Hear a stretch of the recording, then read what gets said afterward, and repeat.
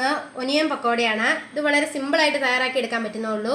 അതിനായിട്ട് ഞാൻ ഇവിടെ 5 സവോള നീളത്തിൽ അരിഞ്ഞു വെച്ചിരിക്കുന്നതാണിത്. പിന്നെ കുറച്ച് വെളുത്തുള്ളിയും കുറച്ച് ഇഞ്ചിയും പച്ചമുളകും ചതച്ച് വെച്ചിരിക്കുന്നതാണ്. പച്ചമുളക് ചെറുതായിട്ട് കട്ട് ചെയ്തെടുത്തിരിക്കുന്നതാണ്. പിന്നെ ഇവിടെ എടുത്തിരിക്കുന്നത് ഒരു 2 തണ്ട് കരിയാപ്പില ചെറുതാക്കി കട്ട് ചെയ്ത് വെച്ചിരിക്കുന്നതാണ്. പിന്നെ നമുക്ക് വേണ്ടത് 1 ടേബിൾ സ്പൂൺ അരിപ്പൊടിയാണ്. പിന്നെ 1 കപ്പ് കടലമാവ്.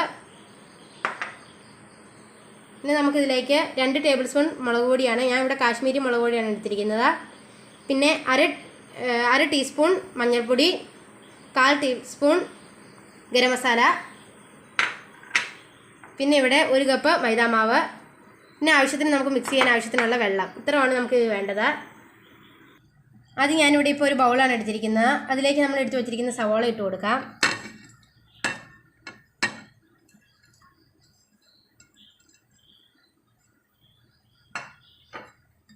പിന്നെ ഇതിലേക്ക് നമ്മൾ എടുത്ത് വെച്ചിരിക്കുന്ന പൊടികളാണ് ഇടേണ്ടത്.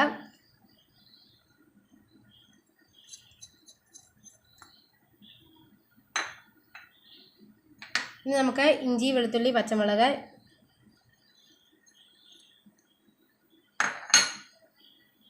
ഇത്ര നമുക്ക് ആദ്യം ഒന്ന് കൈ വെച്ച് മിക്സ് ചെയ്തെടുക്കണം. അതിന് ശേഷമാണ് നമ്മൾ ബാക്കി ചേർക്കുന്നത്. പിന്നെ കരിയാപ്പിലയും കൂടി ഇപ്പോൾ ചേർക്കാം. നമുക്ക് ആദ്യം നന്നായിട്ടൊന്ന് മിക്സ് ചെയ്തെടുക്കാം.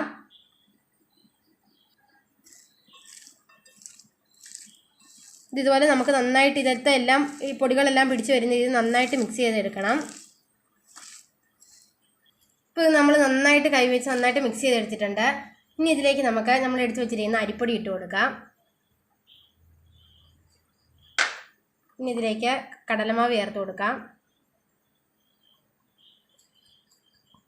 നമ്മൾ ആദ്യം തന്നെ മൊത്തം 1 കപ്പ് അരിപ്പൊടിയും 1 കപ്പ് മൈദാമാവും ചേർക്കേണ്ട, പകുതി മൈദാമാവ് ചേർത്ത് കൊടുത്താൽ മതി. അതിനുശേഷം മിക്സ് ചെയ്തിട്ട് വേണമെങ്കിൽ ചേർത്ത് കൊടുത്താൽ മതി. ഞാനിപ്പോൾ ഒരു 3/4 കപ്പ് ഇതിൻ്റെ അകത്തേക്ക് ചേർത്തു. ഇനി ഇതിലേക്ക് നമുക്ക് ആവശ്യത്തിനുള്ള ഉപ്പ് ചേർത്ത് കൊടുക്കണം. ഞാൻ ഇവിടെ ഉപ്പുനീരാണ് എടുത്തിരിക്കുന്നത്.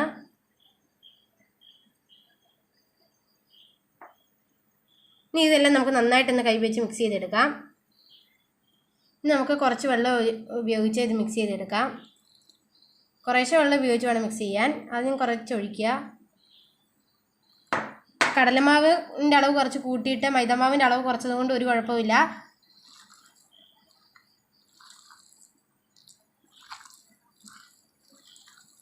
നന്നായിട്ടൊന്ന് കുഴച്ചിനി എടുക്കാം.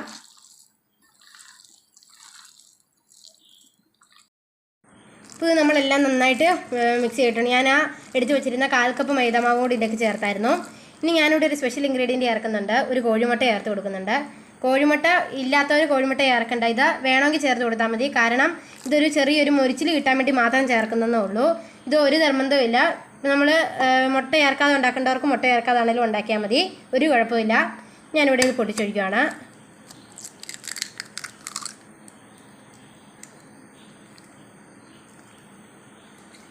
ഇനി ഇതുകൂടെ നമുക്ക് നന്നായിട്ട് മിക്സ് ചെയ്യാം. കോഴിമുട്ട ചേർക്കുമ്പോൾ നമുക്കൊരു പ്രത്യേക മൊരിച്ചിൽ ഈ പക്കോടയ്ക്ക് കിട്ടും.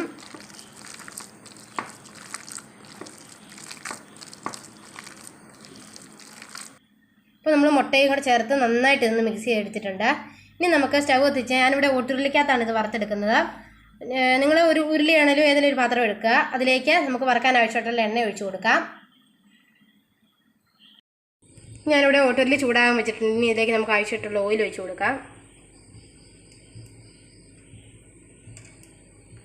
ഇപ്പോൾ എണ്ണ നമ്മൾ ഒഴിച്ചു കൊടുത്തിട്ടുണ്ട്. ഇനി എണ്ണ നന്നായിട്ട് തിളച്ച് വരണം. ഇപ്പോൾ എണ്ണ നന്നായിട്ട് തിളച്ച് വന്നിട്ടുണ്ട്. ഞാനിപ്പോൾ ഒരു ചെറിയ രീതി ഇട്ട് കൊടുത്തായിരുന്നു. ഇനി നമുക്കിത് ഓരോന്നായിട്ട് നമുക്ക് വറക്കേണ്ട രീതി ഇട്ട് കൊടുക്കാം.